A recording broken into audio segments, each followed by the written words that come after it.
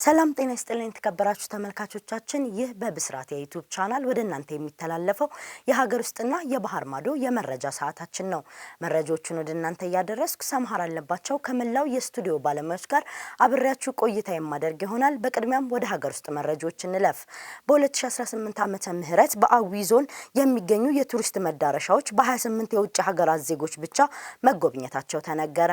በ2018 በጀት ዓመት በአዊ ዞን የሚገኙ የቱሪዝም ቦታዎችን ለመጎብኘት የሚመጡ ሰዎች ቁጥር ካለፉት ዓመታት መሻሻልን አሳይተዋል። በክልሉ የቱሪዝም ቦታዎችን የማስፋፋትና የጎብኚዎች ቁጥር የመጨመር ስራ እየተሰራ እንደሚገኝ የክልሉ የባህል እሴቶች ቡድን መሪ የሆኑት አቶ ዋለልኝ ጌጤ በተለይም ለብስራት ሬዲዮ ተናግረዋል። በአመቱ ውስጥ አካባቢውን ለመጎብኘት ከመጡ ጎብኚዎች መካከል 28 የሚሆኑ የውጭ ዜጋ መሆናቸው የተጠቆመ ሲሆን የተያዘ እቅድ 50 እንደነበር ተናግሯል። በበጀት ዓመቱ የተሻለ ገቢ ያስመዘገበ መሆኑንም ተጠቁሟል። በአመቱ ውስጥ ወደ አዊ ዞን የተጓዙ የሀገር ውስጥ ጎብኚዎች ቁጥር 170,073 ሲሆን ከተያዘው እቅድ 110,666 እንደነበር ተጠቁሟል። ከዚህም ከ129 ሚሊዮን ብር በላይ ገቢ መገኘት ተችሏል። የቱሪስት መዳረሻ ቦታዎችን መልሶ የመገንባትና የተለያዩ ስራዎችን በአካባቢው እየተከናወኑ መሆኑን የክልሉ የባህል እሴቶች ቡድን መሪ የሆኑት አቶ ዋለልኝ ጌጤ ጨምረው ለብስራት ሬዲዮ ተናግረዋል ስትል ኤደን ሽመልስ ዘግባለች።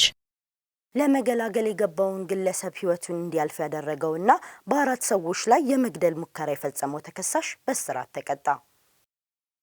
በከፋ ዞን ጨታ ወረዳ ቦባ ቀበሌ ልዩ ስፍራው ዴጃ ተብሎ በሚጠራበት መንደር ውስጥ የወንጀል ድርጊቱ ተፈጽሟል። ተከሳሽ ታምራት አደመ የተባለው ግለሰብ ከቀኑ 11:30 ሰዓት በሚሆንበት ጊዜ ገበያ ውሎ እየተመለሰ ያለ መንገድ ላይ ከአራት ሰዎች ጋር በተፈጠረ ጊዜያዊ ጸብ አራት ሰዎችን በስለት በመውጋት ከባድ ጉዳት ማድረሱ ተገልጿል። የደቡብ ምዕራብ ኢትዮጵያ ህዝቦች ክልል ፖሊስ ኮሚሽን የህዝብ ግንኙነትና ኮሚኒኬሽን ዳይሬክተር ኢንስፔክተር ደጀኔ አሰፋ ለብስራት ሬዲዮ እንደተናገሩት የተጎጂዎችን የጩኸት ድምጽ ሰምቶ ለመገላገል የወጣውን የግል ተበዳይ ተከሳሽ በያዘው ጦር በግራ በኩል ደረቱ ላይ አንድ ጊዜ በመውጋት ህይወቱ እንዲያልፍ ማድረጉን ተናግረዋል። ፖሊስ የምርመራ መዝገቡን በሰውና በሕክምና ማስረጃዎች አደራጅቶ ለአቃቤ ህግ መዝገቡን ያቀርባል። በከፋ ዞን ፍትህ መምሪያ የልዩ ልዩ ወንጀሎች አቃቤ ህግ ከጨታ ወረዳ ፖሊስ የደረሰውን የምርመራ መዝገብ መነሻ በማድረግ ግለሰቡን በ5 ወንጀሎች ክስ አቅርቧል። የከፋ ዞን ከፍተኛ ፍርድ ቤትም የክስ መዝገቡን ሲመለከት ቆይቶ ተከሳሹ የፈጸማቸው የወንጀል ክሶች በሰውና በሕክምና ማስረጃዎች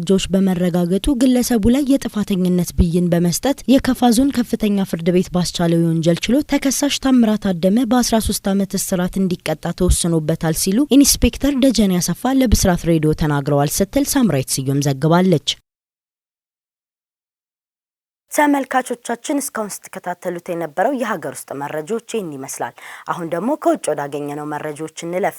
የአውስትራሊያ ጥላቻን በማስፋፋት የተከሰሰውን የእስራኤል ተጽዕኖ ፈጣሪ ግለሰብ ቪዛን ሰረዘች። አውስትራሊያ ጥላቻን ለማስፋፋት የሚመጡትን ጎብኚዎች እንደማትቀበል በመግለጽ ሃይማኖት ጠል ዘመቻ ሲያካሄድ የነበረውን የእስራኤል የማህበራዊ ሚዲያ ተጽዕኖ ፈጣሪ ቪዛ ሰርዛለች። የአውስትራሊያ የሀገር ውስጥ ጉዳይ ሚኒስትር ቶኒ ቡርክ ማክሰኞ ዕለት በሰጡት መግለጫ ጥላቻን ማስፋፋት ወደ አውስትራሊያ ለመምጣት ጥሩ ምክንያት አይደለም ሲሉ ተጽዕኖ ፈጣሪ ሳሚ ያሁድ በረራው ከእስራኤል ሊነሳ ከ3 ሰዓታት በፊት ቪዛው መሰረዙ ተሰምቷል። አውስትራሊያን መጎብኘት የሚፈልጉ ሰዎች ለትክክለኛው ቪዛ ማመልከትና በትክክለኛው ምክንያት መምጣት አለባቸው ሲሉ ቡርክ ለአጃንስ ፍራንስ ፕሬስ የዜና ወኪል በላከው መግለጫ ተናግሯል። ቪዛውን ከመሰረዙ ጥቂት ሰዓታት በፊት ያሁድ በኤክስ ላይ የጥላቻ መልእክት አስተላልፎ ነበር። በሲድኒ ቦንዲ ባህር ዳርቻ በተካሄደው የአይሁድ በዓል ላይ በጅምላ በተተኮሰው ጥቃት 15 ሰዎች መገደላቸውን ተከትሎ አውስትራሊያ በዚህ ወር መጀመሪያ ላይ የጥላቻ ወንጀል ህጎችን አጠናክራለች። የዩናይትድ ኪንግደም ተወላጅና የእስራኤል ዜጋ የሆነው ያሁድ በቅርቡ በለጠፈው ጽሁፍ የዩናይትድ ስቴትስ የህዝብ እንደራሴ ተወካይ የሆነችው ኢልሃን ኦማር የተባለች ሶማሊያዊ አሜሪካዊት ከሀገር እንድትወጣ ጠይቋል። በሌላ በኩል በዌስት ባንክ፣ ጋዛ፣ ዮርዳኖስ፣ ሶሪያና ሊባኖስ ውስጥ ለፍልስጤማውያንና ፍልስጤማውያን ስደተኞች እርዳታ የማስተባበር ኃላፊነት ባለው የተባበሩት መንግስታት የፍልስጤም ስደተኞች ኤጀንሲ ላይ ተሳልቋል። የአውስትራሊያ ቪዛ ቢሰረዝበትም ያሁድ ከእስራኤል ወደ አቡዳቢ ተጉዞ ነበር። ሆኖም ግን ከሜልቦርን ጋር የሚያደርገውን በረራ እንዳያደርግ ተከልክሏል።